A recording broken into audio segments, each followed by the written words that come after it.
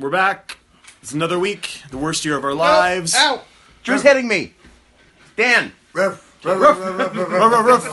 up, dude dogs? Sorry, there was a bit of a disturbance in the Force.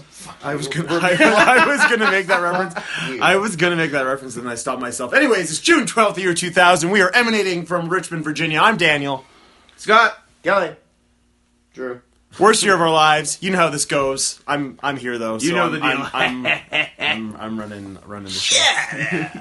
We got a Great American Bash recap to start things off, including some pretty big happenings going on. Most notably, one Mr. Billiam Goldberg Yeah. turning heel. And After one match on Nitro. Returning. Yeah. Oh, did he have one? Yeah, he had one. I haven't been here in months. Yeah. So They did the tank match. did they? And it was fucking nothing. It was wildly It was disappointing. really underrated. Yeah. That's a bummer. Yeah. That's a bummer, guys. I remember hearing that like, hey, like, don't get excited about the Goldberg tank match, and yeah. So all that build up where the Tank and Rick Yeah. were beating on Scott, and Scott got saved by the monster truck doing a run in. Yep. Led to Which a was bad. possessed by Goldberg's spirit, Yeah, not yeah, even yeah. driven by him. Yeah. Oh, here's a little spoiler, guys. If I'm not on the show, I don't watch shit. So No, I don't think anyone anyone who hasn't done an episode has not watched that episode. No, that's true. Anyways, so show starts with Goldberg showing up in a limo with Russo and Bischoff. Yeah. There's a lot of all of those guys. Nobody like backed me up on this, but I feel like all their limos look like shit. All their limos look like cheap limos from the 80s. I don't back you up. I think you are thinking I'm the year too fancy? I think you're thinking the year 2000 is more advanced than the year 2000 actually was. And that's just what limos look like in 2000. Yes. Just in general. The year 2000 was not like, I know Y2K, but it was like That's the year the computers took over. It was 18 years ago, but it might as well have been 40 years ago. Yeah. Do some research on this. So we have the nice WCW Nitro announce team from ringside, including a shirtless Scott Hudson. Yeah. That was weird. Because I guess he made fun of Vince Russo for being shirtless and getting chopped last week. Yeah. So his punishment was he had to broadcast the show shirtless. But he didn't have to get chopped, so it was okay. No, but he did have the great look of shirtless but still wearing a tie. Shirtless with a tie. Yeah. Always a classic. Classy party animal look. He had nothing to be embarrassed about. He looked fine. Whatever, he looked like a dude. looked like a guy hairy with no dude in shirt, his yeah. 30s with no shirt. Tony Schiavone kept stealing glances at him. Yeah. Tony was definitely turned on by it. We got Russo and Bischoff out for a promo. They come out with a bunch of cops, because always cops. Goldberg joins them. They get cut off by Kevin Nash, who... Wearing like a zip-up hockey jersey. Yeah, and then... Says Big Daddy on it. Spends a lot of the promo just swearing. Tons of bleeps. yeah. Oh, yeah. So much yeah, swearing. didn't mess around getting right. Yeah, said shit twice. Then... I love this, and you had a very fun retort to this. He's talking about how Goldberg believes that he made himself, and Goldberg, I believe he said that Goldberg made Goldberg.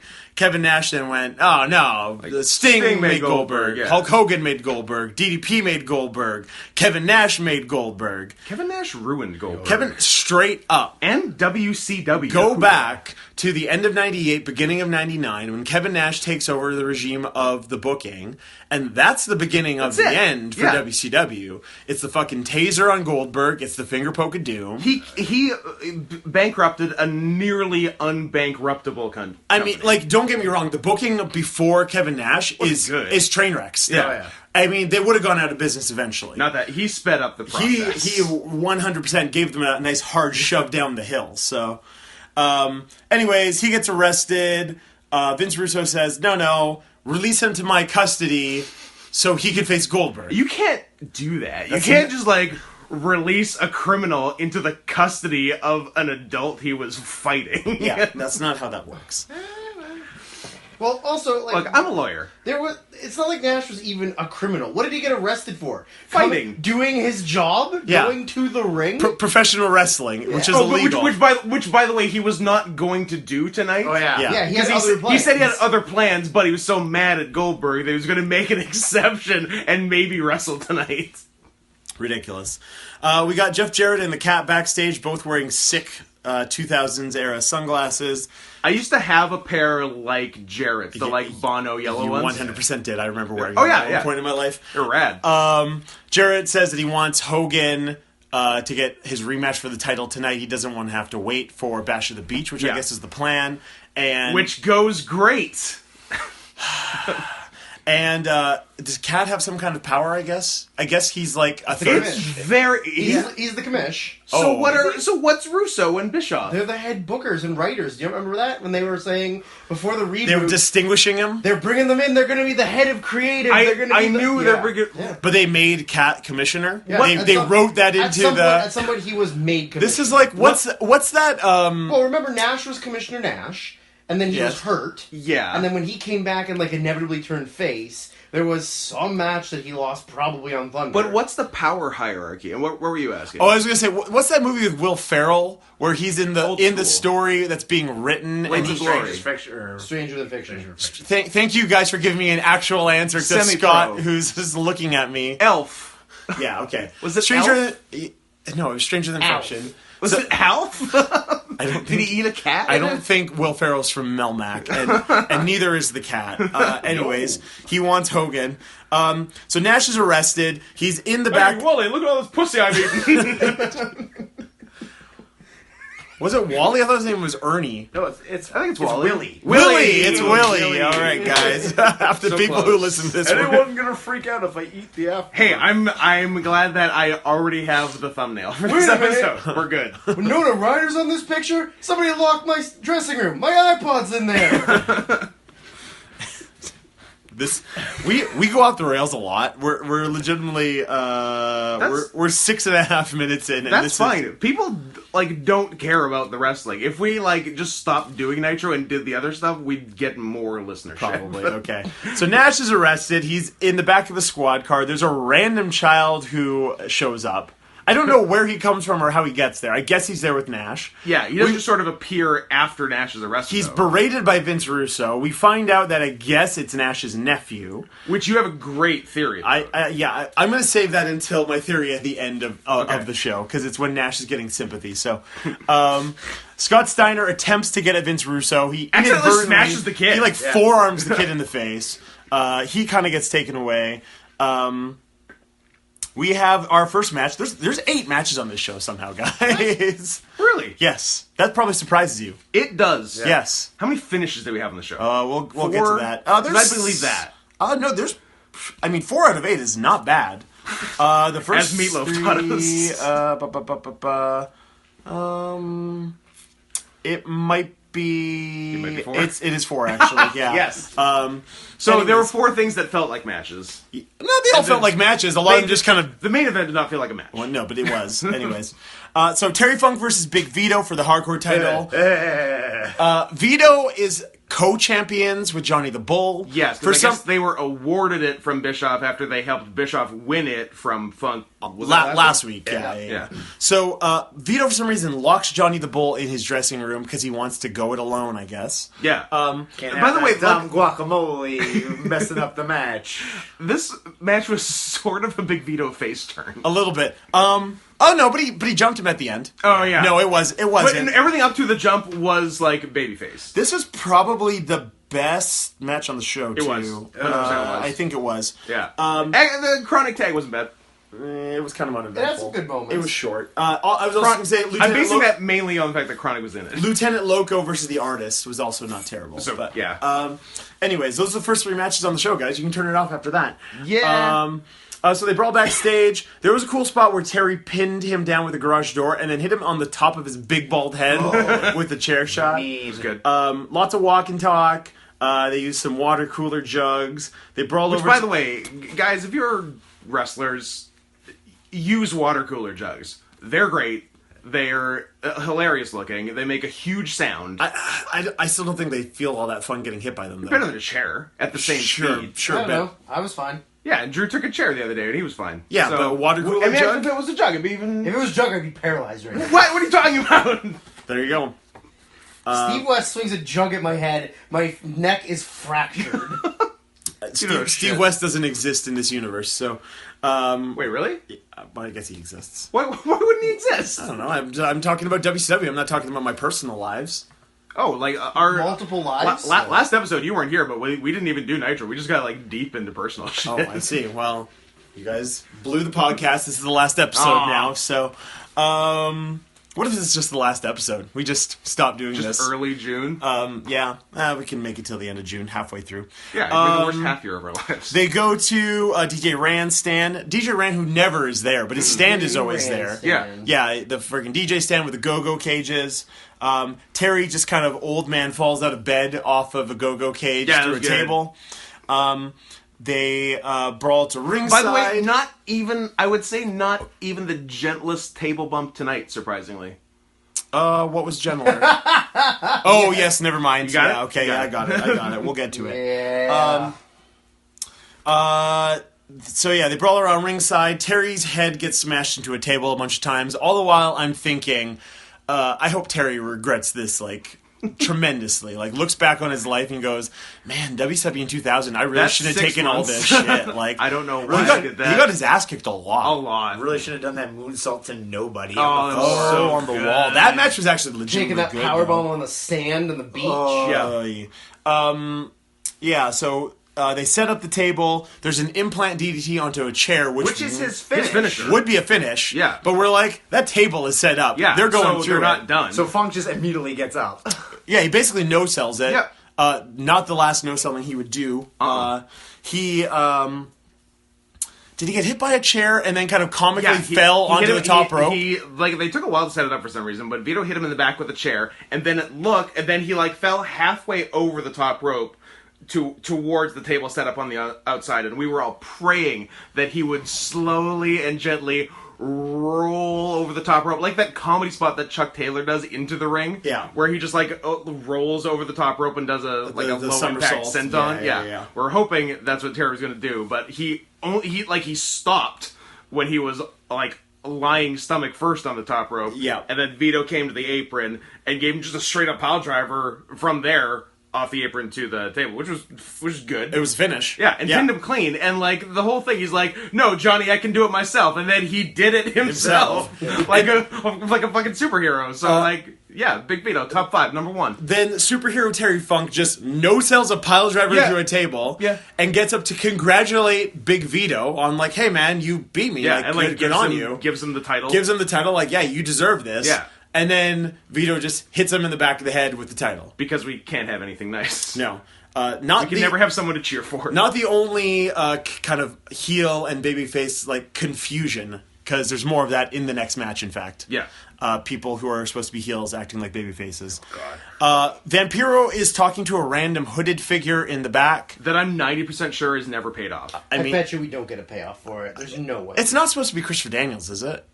Because Christopher Daniels... No, they can't. They couldn't have done that No, in sorry. companies. He was supposed to be the higher power. My bad. Yeah, it was me, Austin. And then Vince saw him and said no. That's right. I forgot. Okay. But how did they get that far? Through the whole planning stages, did Vince McMahon never see what Christopher Daniels looked like? I have no idea. Like, it's the craziest thing. He never saw fucking Anderson look like. He just knew he was a guy in Japan, and he's so much bigger than those Japanese guys, so he must be huge. Yeah, so are white babies. Guys, did you know that Japanese adults are smaller than white babies? Go to Japan, it's wild. We have Kevin Nash in the car. Scott Steiner promises Godzilla was a regular size lizard. That was a documentary. Kevin Nash in the back of the squad car. Scott Steiner is promising to take care of his nephew. Kevin Nash says, hey, keep him away from the freaks. Spoiler, he doesn't. He doesn't. Spoiler alert, adult women fuck an 8-year-old boy, and everyone is cool with it. I'm cool with it. What was that? It's fucking Inside Amy Schumer. Look it up. When was that show last on TV? 2016. Gotcha. Yeah. Shane Douglas comes out to cut a promo, says he needs a partner to take on Chronic. Out comes Buff Bagwell, who refers to them as colonic, and how they're a pain in his ass. Get it? Colonic. Colonic. Pain in the ass. haha, I'm buffing on the stuff. Besides that, Buff was basically a face. Well, he entered as a face. He's straight up a face here because it's Chronic versus Shane Douglas and Buff Bagwell. Oh, by the way, was Chronic versus Palumbo and Stasiak last week? Yes. Yeah. Legitimate top 5 matches we've seen. 100%. Really? Yes. Yeah, straight up. I've never seen Stasiak be a passable wrestler before. He was legitimately good. I got to go back and watch was this. weird. Great. But yeah, this match is weirdly put together. They get heat on Douglas. Buff gets like a hot tag with like drop kicks, and he like cleans house. And then Chronic cut him off. They hit a high times on Shane Douglas, and they get the pin. Shane turns on Buff, tells him he just got franchised, and I guess that's going to be a feud now. Yeah. Oh boy. Which I guess sort of makes sense that Buff was acting like a babyface, even though he was in theory on the heel team. Yeah, he should have been a heel up to that point, but whatever. We got Kat confronting Doug Dillinger in a conversation. To me, it was like Boomhauer talking to Boomhauer. I don't know about you guys. I think Doug Dillinger was asleep. Yeah. I don't think his eyes were open. Yeah. He basically said, like, hey, watch for Hogan. He's showing up. We want to get the jump on him. And Dillinger's like, don't tell me how to do my job. And so Kat's like, okay, I'll do your job. And then, spoiler, Kat falls asleep. Yeah, because he's lazy. Yeah. Because he's Mexican. Because he's Mexican. Oh, I'm so sleepy. Billy Kidman cuts a promo in the back with Gene, and he's like, oh, you heard there's going to be Hogan and Jeff Jarrett are going to have a match. El Gato Fatigo. That's a good gimmick. The sleepy cat? Or the tired cat, I guess? Yeah. Done. Sold. It's mine now. Anyways, Kidman says that he's going to be the referee for Jeff Jarrett and Hogan when that match finally happens. Yeah. We have an artist formerly known as Prince Iakea press conference. What? Oh, fuck! What's this? What's her name? It's not Symphony. That was fucking Ryan Shamrock. Paisley, yeah. Paisley says... Future Charmel. Yeah. Future receiver of bestiality sex from Kurt Angle. Sure. He says... she says he's changing his name. It's simply the artist now. Then a weird old man comes out from underneath the table, says he wanted to eat some pie, then gets out a pie, so we have that fun visual joke. And so we can have plausible deniability about him eating her pussy while a press conference was going on. Then he gets slapped. The MIA Misfits in Action come out. For a promo. It includes this weird old man. It does not include G.I. Bro because they're racist. He's introduced as Pops Rection. That's right. I guess it's Hugh G. Rection's grandfather. Yeah. It's a weird old man in a military outfit. He's a Vietnam War vet. You were going to say a Vietnamese. He's a Vietnamese. Yeah, I guess he fought in some war and he's shell-shocked. I have no recollection of this fucking dude. No clue who he is. No. I didn't even, I was gonna look him up to see if he was like an old wrestler, and like I was He's just very like small though. At first, I thought he kind of looked like Danny Hodge, and I was like, he's not Danny Hodge. Wow, how the mighty have fallen. Money. Danny Hodge needs a payoff real bad. I don't think it's Danny Hodge. He kind of looked like Danny Hodge though. Anyways, it'd be rad if it was. The artist comes out to a sick Prince ripoff that I don't think is on the network. It's not. This was an episode that we watched on one of the burnt original airings from a torrent. Sick Prince from ripoff. a legally acquired source. That doesn't exist. Unless you recorded it yourself. I recorded it myself and got express written consent from Major League Baseball? from ABC and Major League Baseball. So we have Lieutenant Loco, who is the Cruiserweight champion, versus the artist. Who he beat Daphne for on Great America Bash. Oh, Lieutenant Loco beat Daphne for the Cruiserweight title? Do we get the Bash results? What happened on the fucking Bash? We read it last show. Did we? Yeah, we're like at the end of the podcast. I have no recollection of this. Because they were all fucking gimmicky bullshit matches that didn't make any sense. Whatever. Even if we read the results, it wouldn't make sense. Yeah, it wouldn't help, I guess. Loco gets a pretty good little shiny. It's a really sick flipping clothesline that's real snappy. Dropkick off the top. Like he might have knocked himself down. He teases the Shattered Dreams. Then he gets Major Guns in. Oh, this has been a running thing. Oh, he does it in every match, or she does it? She does it. Yeah, like the very first one was the best. The first was with Rey Mysterio, where she acted like she was gonna suck his dick. Yeah. And then and he Rey started was, actively undoing he was pants. taking his dick out, and then just sat in the corner, and they're just kidding, and kicked him. Okay. So this wasn't a new phenomenon. No, this is a thing. So she comes out to give him the Shattered Dreams, but before she can do so, she has to rip her top off and expose her, like, her bikini top. Yeah, you can't suck or kick a man's dick when you're encumbered by all that fabric. She barely has what considers a tank top. Then Paisley goes to stop her. She gets kicked low, and then kind of sells, which leads to a schoolboy falsie for the artist, which we all assumed was going to be the finish and because a title they don't change. do near falls. No, they don't. The first pin is it. Basically. Like, some bullshit happens, someone gets pinned, and that's it. So this is amazing. This is might be the best near fall of the year 2000. Lieutenant Loco kicks out, hits a nice tornado DDT. Very nice, and gets the win. Great. Clean-ish. Yeah. Yeah. 5 stars. We have Flair. 5.5 stars. Sure.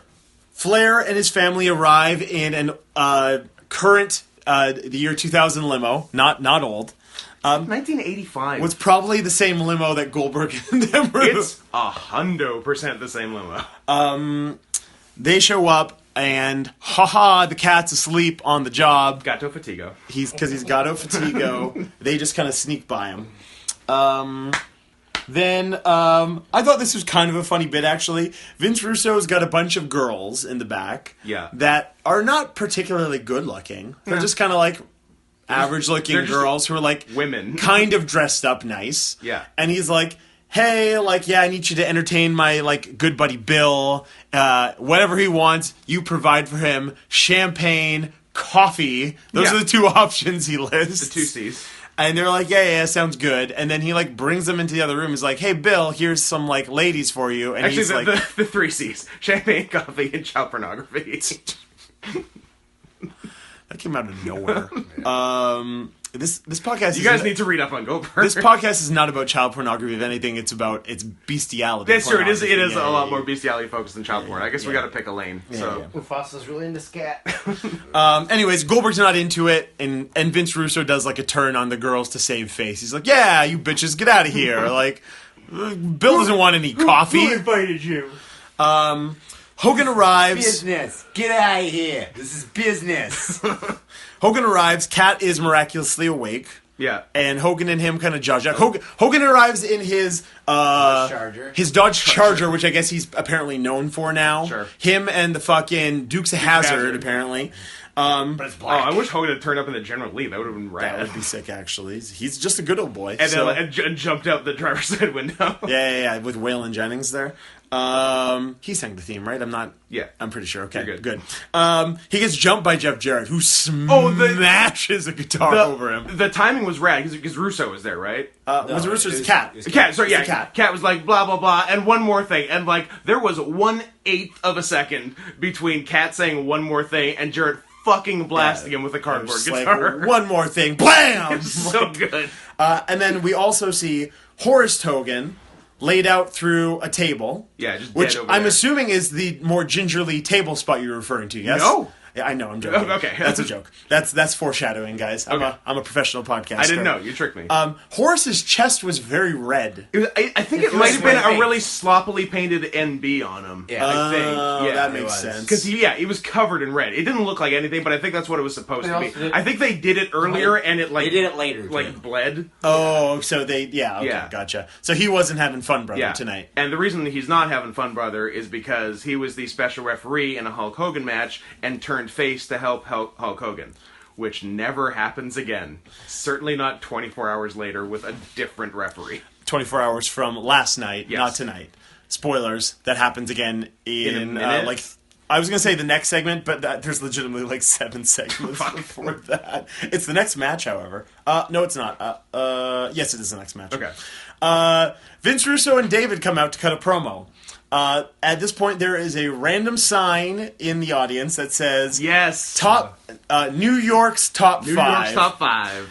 The New Goldberg, New York Yankees, Vince Russo, John Rocker, David Flair." Okay, can we talk about John Rocker for a while Let's talk about John Rocker. From a story published in the December 27th, 1999 issue of Sports Illustrated, Rocker made a number of allegations stemming from his experiences in New York City and answering a question about whether he would ever play for the New York Yankees or New York Mets. There's really no point to me reading this, but it's just really funny, especially in hindsight. Like, imagine someone saying this nowadays. Yeah. There's no way. Like, he played in the league for another 3 years after this. Yeah, he kept playing. Yeah. He went to sensitivity training, and only when he went, he didn't last more than 15 minutes a session. Yeah. And then eventually he just didn't pay the fine either. Also, John Rocker only had 88 career saves, but everyone knows who he is because of these statements. He's one of the most famous bad closers.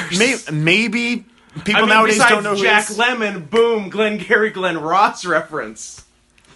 You should probably kill yourself. I'll see you guys later. I'd retire first. It's the most hectic, nerve-wracking city. Imagine having to take the 7 train to the ballpark, looking like you're riding through Beirut, next to some kid with purple hair, next to some queer with AIDS, right next to some dude who just got out of jail for the 4th time, right next to some 20-year-old mom with 4 kids. It's depressing. The biggest thing I don't like about New York are the foreigners. You can walk an entire block in Times Square and not hear anybody speaking English. Asians and Koreans and Vietnamese and Indians. And Koreans and Vietnamese and Indians. You know, Asians. And Russians. And Russians. And Asian. Spanish people. Not and, Asian. and everything up there. How the hell did they get into this country? Oh, wow, he keeps going. During the interview, he also spoke of his opinion of the New York Mets and their fans. Nowhere else in this country do people spit at you, throw bottles at you, throw quarters at you, throw batteries at you, and say, "Hey, I did your mother last night. She's a whore." I talked about what degenerates they were, and they proved me right. More like Jew York.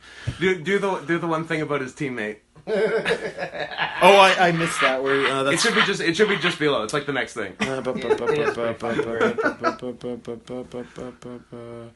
Oh, I don't want to read that. I'll read it. Give it to me. Give it Scott. The interview was conducted while driving to a speaking engagement in Atlanta. The reporter, Jeff Perlman, wrote that during the interview session, Rocker spat on a Georgia State Route 400 toll machine and mocked Asian women. Also, Rocker referred to Kurosawa and teammate Randall Simon as a fat monkey. Anyways, guys. And then he calls him a sports writer a fag, too. That was in 1999. John Rocker should be in politics nowadays because he would probably get elected. Anyways, now that we've had that nice break to talk John about... Rocker's the Attorney General. So Vince Russo talks too much, calls out Ric Flair, they jaw-jack one another. Oh, and then the stipulations begin. Yes. So Flair multiple times says... Vince Russo, you ain't ever going to be Space Mountain, implying I fuck better than you. You're not ever going to be able to fuck as good as me. Yeah. So David, come back home. That's why you should come back. That's the reason. Your fake dad can't fuck as good as your real dad. So come on home. So then he keeps building on stipulations. He says, "Okay, I'll give you a rematch, Vince Russo, but if I fight you and I beat you, you got to retire." And then he keeps going, goes, "Well, also if I fight you and I beat you, you got to cut your hair." And I get to be in charge. And also, I'm going to take charge. Me and Bischoff are going to run because we get along great. Yeah, and David, you get to come home if I win. And you know what? If I die, I'll retire. But not if I lose. Yeah. If I die, I'll retire. So it's literally, the stipulation is, if Vince Russo loses, he gets shaved, he has to retire, Flair is in charge. If Flair loses, nothing happens. Unless if Flair dies, he'll retire. Yes, but you forgot Flair's tag at the end. Oh, yeah. I'm going to shave as he's walking out. Yeah. I'm going to shave your head and your ass. And your ass. And Vince Russo's retort is, "I'm not going to back down to you, Flair, especially in front of these Richmond F words." Yeah. It's bleeped. But He we all said know that. We heard an FF. We heard an FF. A hard F. Yeah, I'm pretty sure he did drop that F-bomb and not the other one. It was good. Oh, also, it was coincidental they were in Virginia because David Flair was dressed like he should be marching in Charlottesville. Not the only person who would have fit in, though.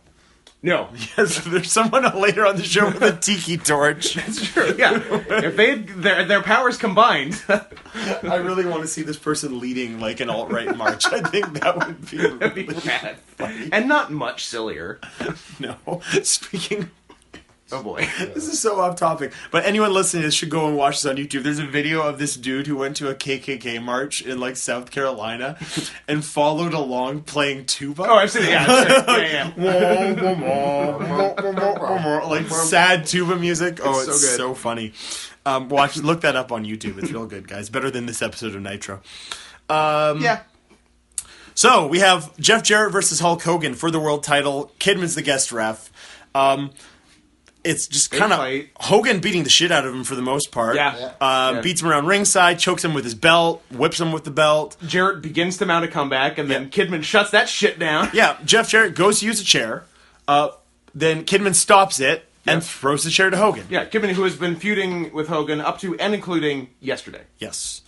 So Hogan makes a comeback. Goldberg. Oh, yeah, this is real fun. We almost had a WrestleMania 8 situation on our hands. Oh, yeah. Hogan hits a leg drop. He's going to cover Jeff Jarrett. Mm-hmm. We see Goldberg coming down to ringside. For the title? Yes, it was. Oh, man. Yeah. That would have been something. Yeah. Goldberg is supposed to make the save. Goldberg is real late, brother.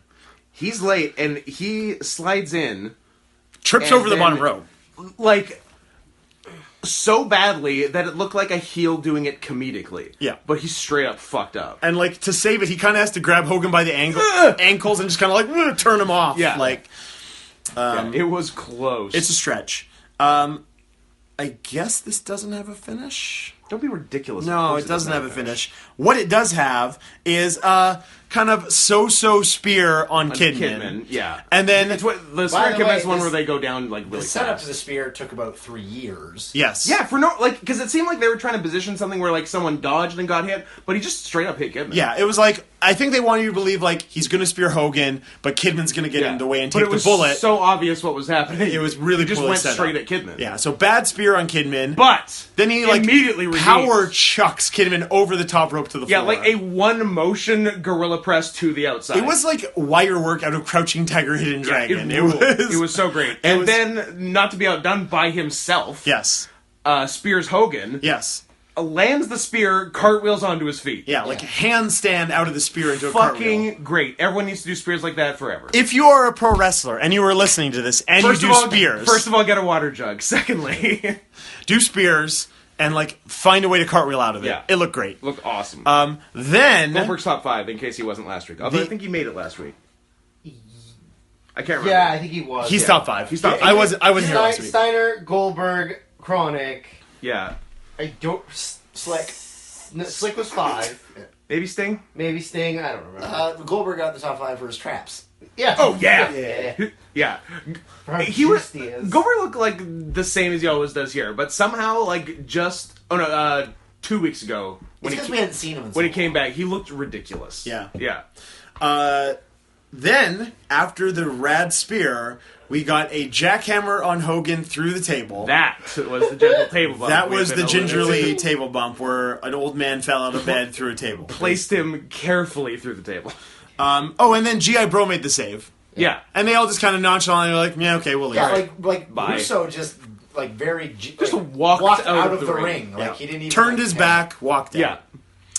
Oh, black guy's here, I guess. Like, so much for this neighborhood. Vampiro cuts a promo about... Oh, no. My bad. I skipped a segment. DDP comes out for a promo with a lemon. Wearing a shirt that says whatever. Yep. Because he is over it, dude. It felt like an improv sketch where they gave him an object and said, cut a promo based around this object. Yeah, or like the first draft of a one-man show. Yeah. So he's got a lemon, and he's like, you're wondering why I have a lemon? Well, it's because I'm going to drink a beer after this, and I like a lemon with my beer. Also, boom, I'm over this. Scene. Yeah. So... he's whatever. He's choked because Canyon turned on him the previous night. Kim turned on him, a couple months ago. He's being cuckolded by both Canyon and Kim by Eric Bischoff. Hold on. Okay, I'm with you. Right? I think I phrased that incorrectly, but you understand the intent. I know where you're going. Yes. Cocker be cocked world. Fuck your wife. Fuck your friends. Yeah. Anyways, so they come out, they act real sad, but it's that fucking bullshit heel, like, oh, I'm really bummed out, but I'm actually just mocking you. I fucking hate that shit. DDP quits, whatever. I'm surprised. I'm guessing he's going to come back at some point. Next week. Vampiro comes out and Thunder. talks about setting Sting on fire, which I guess he did the night before. Yeah, like the Human Torch gimmick, and someone dressed as Sting fell off the stage while on fire. Yeah, probably wasn't a stunt team guy, but probably was. It was Jeff Farmer. So Vampiro then takes on the new leader of the alt-right, the Demon, who comes out with a tiki torch, blows some fire. I think that'd be a real fun visual. 100%. Yeah. Where this was a special main event, right? Because the Demon was in it. It wasn't announced that as way, per but the contract. It probably was. Not much happened in this match. Nope. I can't tell you anything about this match. It was the Demon blew fire. Yes. He came down, and then Vampiro got out of the ring to attack him. Yep. And it was a lot of just the Demon selling for punches and like not really being a big guy. Didn't really fire up much at all. Not much of a demon. Nope. IMO. And then the finish was Vampiro climbing up on the entranceway. Some fire randomly getting shot off, like pyro just going off for the hell of it. Yeah, then what happened? Then he just did a bad cross body off the entranceway onto the Demon. Injures himself. And then they got counted out. And that was the end of the match. That was it. Yeah. I guess that was a finish. Yeah. Not really. Yeah, kind of sucked. A guy jumped off a thing and the match stopped. Yeah. Not to go off real topic here. I insist not you even go topic, off but just like I looked up Thunder to see if DDP was on Thunder. Yeah. We get the Johnny the Bull Big Vito payoff. It's 1 minute, and it's a no contest in a hardcore championship match. Oh, they wrestle each other. Apparently. Okay. I was going to say, we joked earlier about quitting this podcast at the end of the month. We can't quit this podcast. We gotta go one more? Oh, well, we gotta get to Terry Funk and Johnny the Bull in a No! hardcore match. That's the first week of July. July 3rd. Yeah. It's the first week of July. Celebrate America's independence. Yeah. Actually, That's a man's dick getting we ripped probably off. need to at least get to the Nitro that I was at live. That would be a good one to at least get to, guys. Hurts just That's in thinking that's in about it. August. So Yeah, that's August. Steiner's in the back with Kevin Nash's nephew and the Freaks. Hey, sorry, they fucked your kid. Yeah, the Freaks who now have to be registered sex offenders. Canyon comes out. I wonder if that kid is making, like, Me Too Twitter posts now. I don't know about that. I'm going to dodge that and move on to the next segment. It's Canyon coming out to DDP's theme with Kim. Kim's Time's up, Medeja. It was Shakira. Sorry, it was thank Shakira. you. Yeah, no, Medeja was with Steiner the whole time. Yeah. Shakira's the one who loses him. Spoilers, that happens shortly. Those hips don't lie. Different Shakira. Although OG Shakira was a thing at this point, not in this market, but she was popular in South America already, I believe. Yeah. Yeah, because when did she break here? Like 02, 03? Pretty early 2000s. Yeah. She had a couple records in like Colombia before. I remember when she first broke out, and all I knew about her was that the line about her boobs. Like, Oh, yeah, confused they're with mountains. Yeah. That's the only thing I knew. Yeah, And I they're was humble like, and yeah, for sure. It's a good line, good lyric. So Canyon's out with Kim. Kim's pitching her new perfume that she's trying to sell. Dan, it's not perfume. Sorry, it's female cologne. It's cologne for women. Yeah. Canyon's got his book, Positively Canyon. It's just the DDP autobiography that was ghostwritten by Mark Madden. Fuck that. Yeah. book. What? Yeah. That's what he said. Yeah. Pig. He stole his woman. Steve, he's a pig. Don't defend him. Yeah. Kelly, please stop talking shit about Steve Schneider's friend Mark Madden. Who's Steve Schneider? He's Steve Schneider. Gotcha. He's the heir to the Schneider meat fortune. Didn't they go to business? Probably. I think they had. Yeah, Matt. once fucking Steve took over. That's some local material. Schneider's is local. Are they local? Yeah. Oh shit. Yeah. I thought they were national. No. Oh well, they might be national in Canada, but not. They didn't. No. They didn't branch out to the Yeah, states. They're the Our Lady Peace of meat brands. Exactly. So he says he's going to steal the diamond cutter. Challenges anyone to come out so he can hit them with it. Surprise, it's Scott Steiner. Cuts a very funny promo about everyone fucking Kim, and that fucking Kim is nothing to be, like, proud about. Yeah. Just in case anyone was worried that Steiner was leaving the number one position, he's not. Oh, no, he's great. What was what? It was like the first line he said about Kim. Like, oh yeah, like. See, I think it was one line. He only cut the one thing, yeah. Yeah, because he was like, basically like nothing to be proud of because it's something like everyone's been with that stupid bitch. Yeah. So Scott shines, chucks Canyon all over the place. We have a heel transitioning with a low blow. Surprise, surprise. Then randomly, Canyon hits the diamond cutter on the referee. Yeah. Just cuz. Steiner fires back up. Mike Awesome comes and jumps Scott Steiner. Chronic makes the save. Canyon is very obviously waiting for Brian Clark to get in the ring because Brian Adams is in there pretty quick. Clark took his time. And he's on Mike Awesome. Chronic hits their individual finishes. They both hit their individual finishers. Yeah, so like the full Nelson Slam and the like Uranage. You're on a gay. Got him. Awesome and Canyon basically no sell it.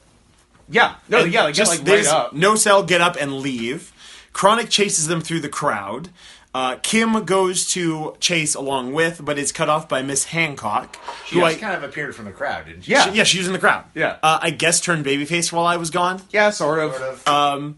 So Miss Hancock kind of stalks her, corners her, is going to jump her. Kim convinces her to take her glasses off because she wouldn't want to hit a woman with glasses. Right. So Miss Hancock does a real like sexy, unravels her hair, takes off her glasses, and then Her shtick. Kim is supposed to spray her in the eyes with her feminine cologne. However, she has the bottle turned the wrong way and sprays herself in the eyes. Because she's a stupid bitch. She does it 2 or 3 times before she realizes. Yeah. Whoops. Turns it around, sprays her once. Miss Hancock has to sell it. Yeah. And then that's about it. Yeah. We have a Scott Steiner promo with Paula Poundstone. What is it? Pamela Paulshock? That's her name, right? No, you got it right before that. It's Paula Pants. It's big old shoulder pads. Her delivery is real funny, but real bad. Oh, yeah. It was like, Scott Steiner, what do you think about what's going on there? Yeah, and he was kind of in on the joke. He's like, you're real pretty, but you're real bad at your job. Yeah. Like, give me the microphone. And then we find out that Kevin Nash's nephew, Hunter, is lost. Which I guess plays into the main event. The semi-main event, we have Ric Flair taking on Vince Russo and David Flair. The aforementioned stipulations. Yeah, this match is no good. No. And just, it's just a real mess. Rick beats up both of them. He beats up David. Yeah. David attempts to take the Flair bump in the corner. Oh, yeah, that was good. That was some good stuff there. Yeah, so David fucks up the Flair bump, it just lands on his head in front of the corner. And then Russo comes in, and Flair like weakly kicks at him, and then punches his own son in the balls. Yeah, it was a good. That looked real hard. It was actually. a good series. He gets up on Russo, goes to chop him. Russo no sells it. Turns out he's got a baseball catcher's chest protector. Yeah. Flair rips all that Which shit didn't off. matter because then he just takes it off. He just takes it off and Yeah. chops him anyways. He puts the figure 4 on David. Russo cuts it off with a baseball bat. Reed goes to make the save. David's son's his younger brother. Yeah. A bunch of cops just show up, because why not? They call Beth into the ring to be like, hey, look what we're doing to your husband. He wanted her to hit him with that statue. Yeah, I think he wanted her to join him like David Yeah. did. Yeah. Basically, like, okay, now you can also join Yeah. Team Vinny Rue. She doesn't, so then Russo goes to take it from her to do it for her. Crumbles in his hand. Crumbles in his hands, and then they put the figure 4 on Flair. David does. Yeah. And the other eldest Flair daughter, which I forgot existed. I don't remember what her name is. She throws. Rick Jr. Yeah. She throws in the towel. Megan, I think her name is. She throws in the Pronounced towel. Megan. Great. That reminds me of a story from earlier today, but it's not really topical. They shave Flair's head. They shave Reed's head. Yeah. They shave off tips. Yeah, shave off Reed's frosted tips. Yeah, it's kind of a real sad situation, actually. They give Flair like a Hogan haircut, and he looks horrendous. Yeah.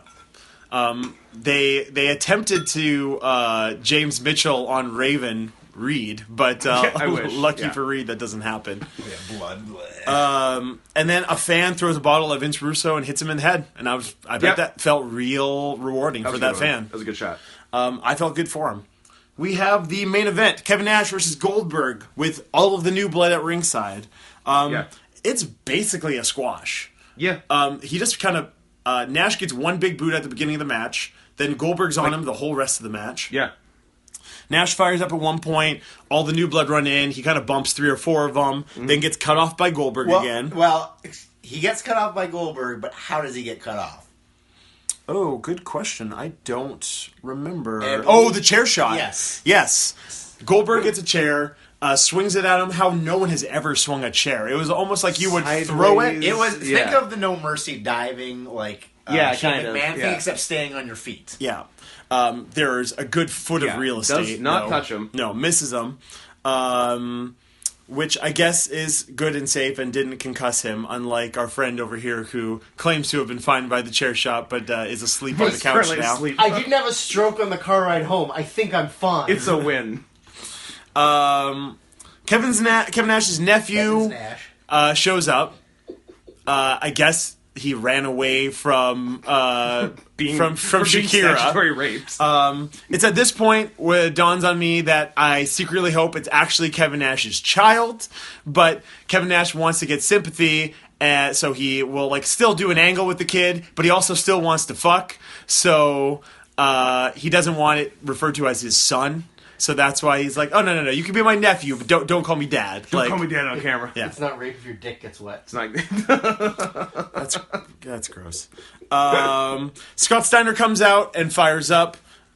Gets jumped by cops with nightsticks. Then he gets karateed by the cat. Yeah, cat like parts all the cops like, I'm going to do some karate. I guess that's going to lead to a Steiner versus Cat match. Steiner through threw a U.S. title, I guess. It does. Yeah. Steiner threw some mean fucking. Oh, elbows to part the sea of cops. He just like stiff armed a cop in the back of the head. Steiner acted like he was actually getting arrested by a bunch of yeah. cops. Like that's what he would do in real life. Yeah. Steiner gets it. Like he acts like it's a shoot, which is sick. So. Then the match just ended with Steiner getting carted off by cops, Nash lying dead in the ring. Like what is the in the record book result of the match? No contest, I guess. Right. Goldberg and Vince Russo standing over Kevin Nash as a sad child like crawls over to Kevin Nash. Dad, I mean uncle. and Vince Russo just kind of like, uncle. hey, check out your fucking uncle here. We really Uncle Daddy. We really we really made him look like a real piece of shit. Yeah. So, yeah, that was the show. And that was the show. That was how it It kind of sucked. That was great. It was, I think, my favorite show of the year 2000. Will we ever see Hunter Nash again? Oh, I love Hunter Nash. Yeah. That's the secret kid that Triple H and Kevin Nash had, right? I just assumed that it was like a wink, nod. Yeah, That the kid's name's not actually It was Hunter. a real Virgil. Yeah. It was real Vincent. It was real Shade. Man, they really did a number on that one black dude with names. Sorry, Mike They were Jones. mean. Sorry. What's his name? I think it's Mike Jones, isn't it? Mike Jones? Who? Mike Jones? Okay, we'll see you later. Bye.